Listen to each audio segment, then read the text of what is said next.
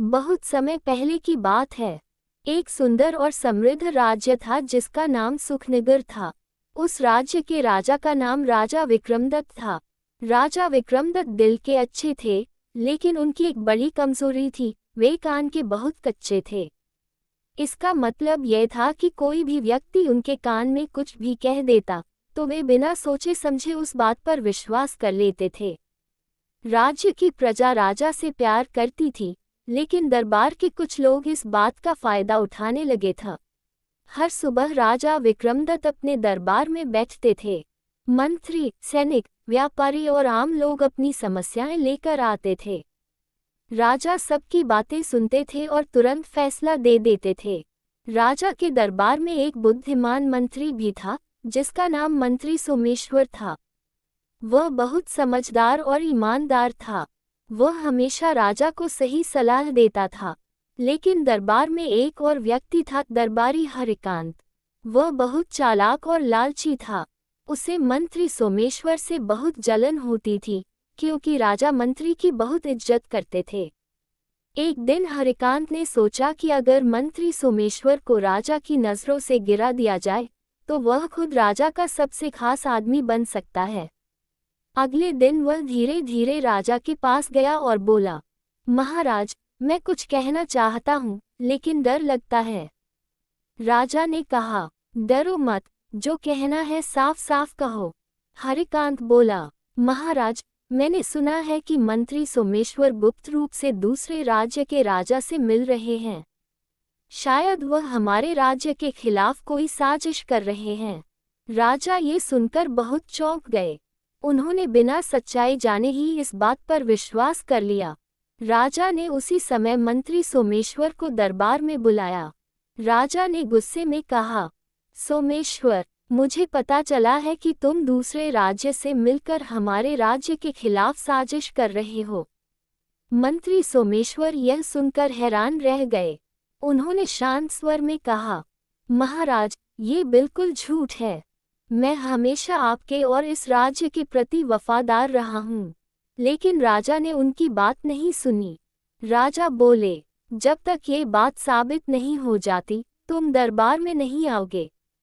मंत्री सोमेश्वर दुखी होकर दरबार से चले गए। मंत्री सोमेश्वर के बिना राज्य का काम ठीक से नहीं चल रहा था। कई फैसले गलत होने लगे। व्यापारी परेशान थे, किसान परेशान थे और सैनिक भी चिंतित थे। इधर हरिकांत धीरे धीरे राजा के और करीब होता जा रहा था।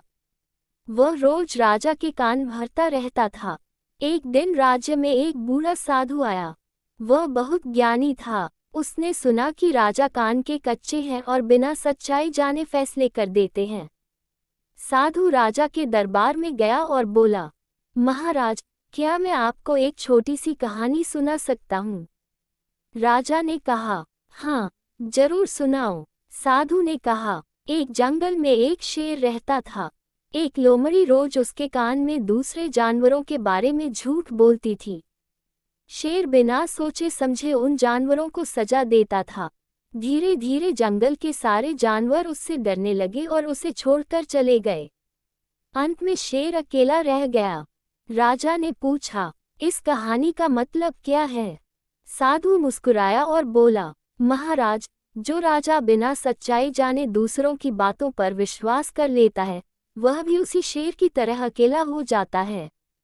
राजा को अपनी गलती का एहसास होने लगा। राजा ने तुरंत सैनिकों को आदेश दिया कि मंत्री सोमेश्वर और हरिकांत दोनों की जांच की जाए। कुछ दिनों बाद पता चला कि हरिकांत ही झूठ बोल रहा था। उसने ही राजा के कान भरे थे। मंत्री सोमेश्वर बिल्कुल निर्दोष थे।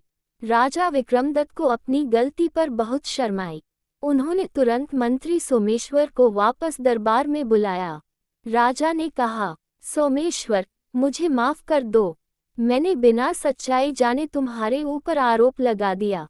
मंत्री सोमेश्वर ने विनम्रता से कहा, महाराज, आप हमारे राजा हैं। आपकी सेवा करना मेरा कर्तव्य है। राजा ने हरिकांत को उसके झूठ और चालाकी के लिए सजा दी और उसे राज्य से निकाल दिया।